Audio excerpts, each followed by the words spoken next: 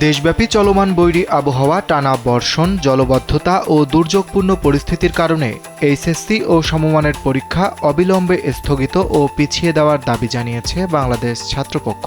রোববার গণমাধ্যমে পাঠানো এক বিবৃতিতে এই তথ্য জানানো হয়। এতে বলা হয়, রাজধানী ঢাকা সহ দেশের বিভিন্ন অঞ্চলে বিরূপ আবহাওয়া বিরাজ করছে। আবহাওয়ার পূর্বাভাস অনুযায়ী সোমবারও পরিস্থিতির উন্নতির সম্ভাবনা কম। এতে অনেক পরীক্ষার্থী যাতায়াত ও স্বাস্থ্যগত সমস্যার মুখোমুখি হতে পারে।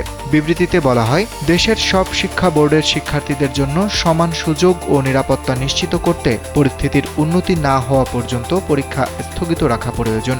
শিক্ষার্থীদের জীবন ও নিরাপত্তার চেয়ে কোনো পরীক্ষা বড় হতে পারে না। স্যান্ডেলিনা সো, রূপচর্চায় আভিজাত্য। এবং শিক্ষার্থীদের নিরাপত্তা নিশ্চিত করা রাষ্ট্রের সাংবিধানিক ও নৈতিক দায়িত্ব। সংগঠনটি বলেছে, বর্তমান পরিস্থিতিতে পরীক্ষা নেওয়ার সিদ্ধান্ত শিক্ষার্থী ও অভিভাবকদের উদ্বেগ আরও বাড়িয়ে তুলবে। তাই শিক্ষা মন্ত্রণালয় ও আন্তঃশিক্ষা বোর্ড কমিটির প্রতি শিক্ষার্থীদের নিরাপত্তা, সমতা ও মানবিক বিবেচনাকে অগ্রাধিকার দিয়ে এইচএসসি ও সমমানের পরীক্ষা অবিলম্বে পিছিয়ে দেওয়ার আহ্বান জানানো হয়েছে। বিবৃতিতে পরিস্থিতি স্বাভাবিক হলে নতুন সময়সূচি ঘোষণারও দাবি জানানো হয়। পাশাপাশি শিক্ষার্থীদের স্বার্থে প্রয়োজন হলে বাংলাদেশ ছাত্রপক্ষ রাজপথ থেকে শুরু করে শিক্ষা প্রশাসনের সব পর্যায়ে গণদাবি জোরদার করার ঘোষণা দিয়েছে।